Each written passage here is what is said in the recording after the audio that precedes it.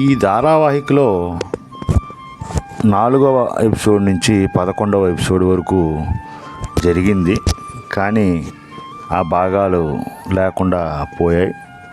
ఈ యొక్క అగాధానికి క్షంతవ్యులం.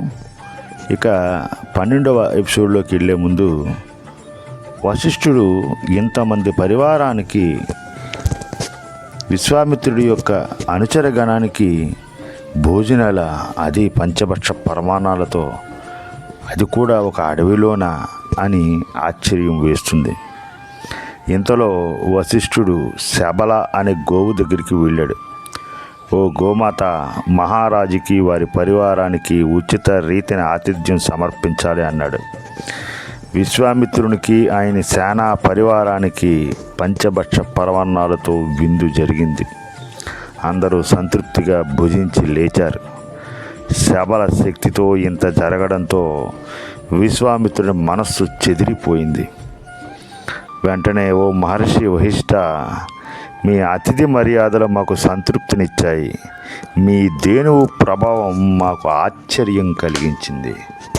మేము రత్నాహరులం అని మీకు తెలుసు కదా, కాబట్టి ఈ గోరత్నాన్ని మాకు సమర్పించి పరిహారంగా 1,00,000 గోవులు తీసుకోండి అన్నాడు మహర్షి విశ్వామిత్రుడు.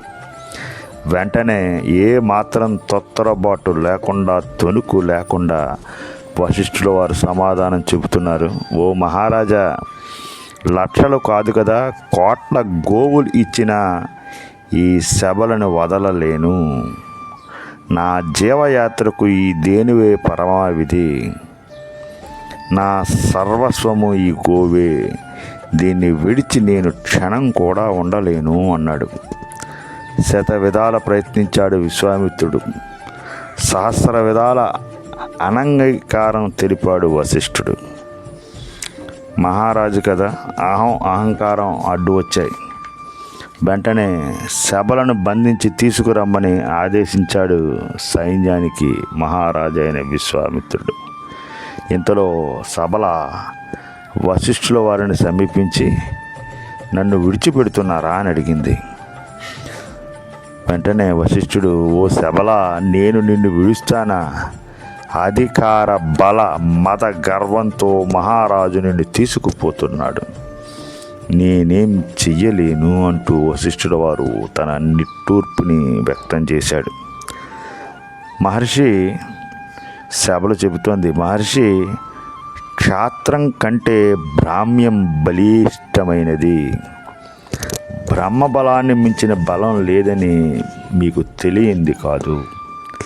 కాబట్టి ఓ మహర్షి, విశ్వామిత్రుని మీరు నిరోధించడానికి అంగీకరించలేకపోతే నాకు ఆజ్ఞ ఇవ్వండి, నేను నన్ను రక్షించుకుంటాను అంది. మహర్షి విశిష్టుల వారు అంగీకారం తెలిపారు. వెంటనే ఊహించని విధంగా శబల శరీరం నుంచి వేల లక్షల సంఖ్యలో సైనికులు ప్రభవించారు, పుట్టుకొచ్చారు. విశ్వామిత్రుని రాజసేనల్ని నిహాతం చేస్తున్నారు. రాజ సైనికులు శస్త్రాలతో శబల నుంచి ఉద్భవించిన సేనల్ని సంహరిస్తున్నారు. శబల మళ్ళీ సృష్టిస్తోంది. విశ్వామిత్రుడు సైన్యం పూర్తిగా నేల కూలింది. వెంటనే ఇక మిగిలిన ఒకే ఒక్క కుమారుడితో విశ్వామిత్రుడు పలాయనం చిత్తగిస్తూ వెనుతిరిగాడు. అంతటి మహారాజే సైన్యం కోల్పోయి పారిపోయాడు. ఆ తర్వాత ఏం చేశాడో వచ్చే ఎపిసోడ్లో చూద్దాం. సబ్స్క్రైబ్ చేసుకోకపోతే సబ్స్క్రైబ్ చేసుకోండి. స్వస్తి.